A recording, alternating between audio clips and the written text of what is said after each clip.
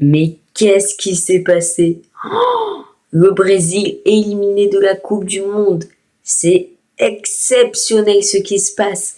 Décidément, la Coupe du Monde, elle est remplie de surprises. La Norvège bat le Brésil 1-2. Pour ceux qui n'ont pas regardé le match, c'était il y a quelques instants au moment où j'enregistre. Mais c'est quoi cette folie? Neymar, Vinicius, Marquinhos, plus là. Il n'y a plus personne. Non, il reste Haaland et ses copains. C'est tout. C'est tout. Maintenant, la Norvège ira affronter en quart de finale soit le Mexique, qui fait une Coupe du Monde sensationnelle, ou l'Angleterre, qui est un petit peu moyen sur ce mondial. Mais qu'est-ce qui s'est passé? La Norvège, elle a donné une leçon de football et d'humilité au Brésil. C'est pas normal ce qui se passe, les gars. C'est pas normal. La Norvège est exceptionnelle depuis un long moment déjà. Comment le Brésil a presque refusé le jeu? C'est pas normal. C'est pas normal. Tu dois arriver avec des intentions. Tu veux aller loin dans une Coupe du Monde, dans une compétition, quiconque soit-il. Tu dois tenter de jouer au football et de proposer du jeu. Pourquoi Ancelotti s'est dit dans sa tête à un moment, et si on laissait la balle aux Norvégiens, qui sont très techniques, qui sont très patients, très minimalistes, et qui n'ont besoin de presque rien pour marquer. Mais c'est se jeter directement dans la gueule du loup. Tu te jettes directement dedans. C'est comme si il y avait l'attaque de l'équipe de France en face de moi, et donc pour contrer ça, je jouais avec 2 défenseurs. Tu te suicides, c'est pas normal. Le Brésil a un échec. C'est un échec. Clairement, c'est un échec. Voilà. Parce que c'était prévisible. Le Brésil qui avait déjà se faire sortir par le Japon. Voilà. Alors que le Japon, c'est pas l'équipe la plus sensationnelle, même si respect aux Japonais.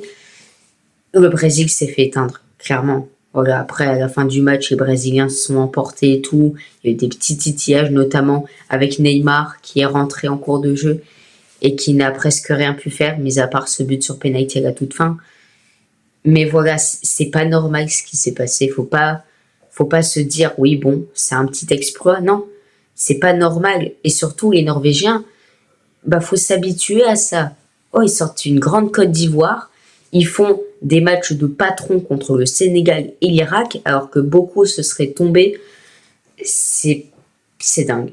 Haaland et la finition de ce mec, c'est pas possible. C'est pas possible. Tu lui donnes un ballon. Il faut rien du match. Hein. Tu lui donnes un ballon. Si jamais tu as le malheur que Haaland se retourne à un moment, c'est terminé.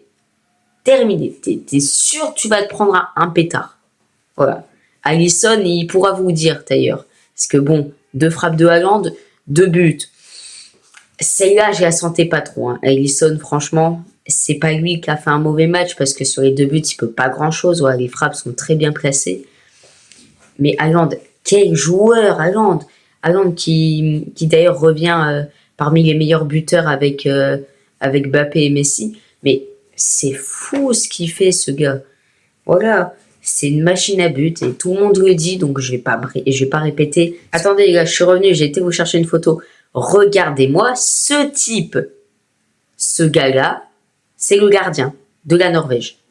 Ce mec a fait un match sensationnel. Un match de beau gosse, de patron. Il a imposé à Vinicius et ses coéquipiers qui était le boss. Voilà, c'est tout. Rien à dire. T'es pas content, je te fais des frappes. À un moment, la frappe, on ne sait pas trop ce qui se passe. Ça lobe le gardien. Mais il revient parce qu'il y croit. Il revient, il sort la claquette du bout des doigts, ça part sur le poteau.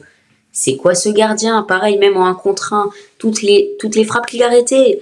Je vais pas vous mettre de screen, vous irez regarder le résumé si vous avez pas vu. Si vous avez vu le match, bien évidemment, ce match était féerique, était magique. Il restera longtemps dans les têtes des Brésiliens, des Norvégiens, mais aussi des fans de foot dans le monde entier.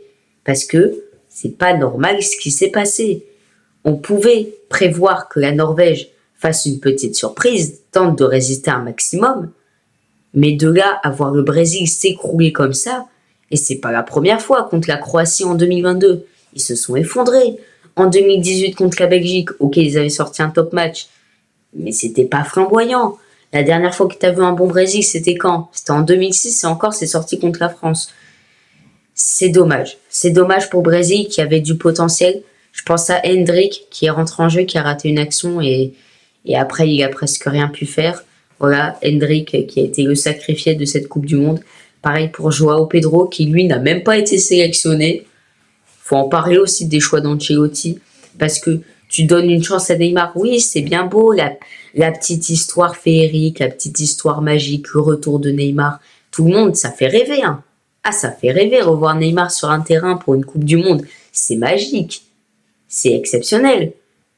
Mais comment tu sacrifies Joao Pedro, le mec qui offre la Coupe du Monde des clubs à Chelsea, l'un des seuls gars performants avec Chelsea cette année, il n'est pas appelé. Il n'est pas appelé, c'est pas normal. Il y a des gars qui mériteraient de jouer et qui ne jouent pas. Et la Norvège, ils ont fait un match de patron. Ils sont venus, ils ont posé leurs mains sur la table et ils ont regardé le Brésil droit dans les yeux. Ils ont fait « Non, non, non, vous n'êtes pas le Brésil, c'est nous maintenant. » C'est dingue. C'est dingue quand tu vois le gardien qui fait un match exceptionnel, Nusa qui a fait tourner les Brésiliens en rond, la justesse technique, il faut en parler. Jamais, jamais les Norvégiens ont été sous pression. Jamais. J'ai pas vu un moment où la Norvège était sous pression. Genre, tu regardais, ils avaient la balle. Quand le Brésil venait les presser, qu'est-ce qu'ils faisaient? Allez, petit crochet par là, petite talonnade, une petite passe, un petit 1-2. Voilà, et tranquille, il n'y a pas le feu. Le foot, c'est pas si compliqué que ça quand on est bon techniquement. Et là, c'est ce qu'ils ont prouvé les Norvégiens, voilà. La solidité défensive en attaque du Brésil. Ça, c'était important, les prises à deux. On les a vus, les prises à deux. Même les Brésiliens ont tenté. Mais voilà, fin du match, la Norvège qui explose le Brésil. Les Brésiliens n'ont pas su tenir. Quel match! Et chaque joueur, hein, individuellement, chaque joueur de la Norvège a répondu présent. Que ce soit dans les dégagements, dans l'engagement aussi. Parce que tu avais des gars, ils ont mouillé le maillot. Et même, quand il y avait les buts qui ont été marqués, fallait voir comment ça célébrait. Les gars, ils étaient à deux doigts de s'effondrer en pleurant. C'est fou. Vous regarderez les célébrations aussi juste après le coup de sifflet final. C'est dingue ce qui se passe. Et là, les gars, on vit un rêve éveillé. Et les gars, faut profiter de ce moment si jamais vous êtes supporter de la Norvège ou si jamais vous aimez la Norvège, vous aimez le football et vous aimez voir les équipes inférieures sur le papier exploser les grandes équipes mondiales. Oui, le Brésil, ce n'est pas une grande équipe mondiale en ce moment. Oui, ce n'est sûrement pas l'un des favoris. Et là, ce n'est plus favori puisqu'ils sont éliminés. Donc voilà, il n'y aura pas de débrief du match entre le Mexique et l'Angleterre parce que bon, je vais dormir, je regarderai le match demain en replay et passer une excellente nuit. Voilà, merci d'avoir regardé la vidéo. Et si jamais vous êtes resté jusqu'au bout, n'hésitez pas à commenter. Voilà, mettez ce que vous voulez en rapport avec ce match. Donc, merci d'avoir regardé cette vidéo, le football avec la passion.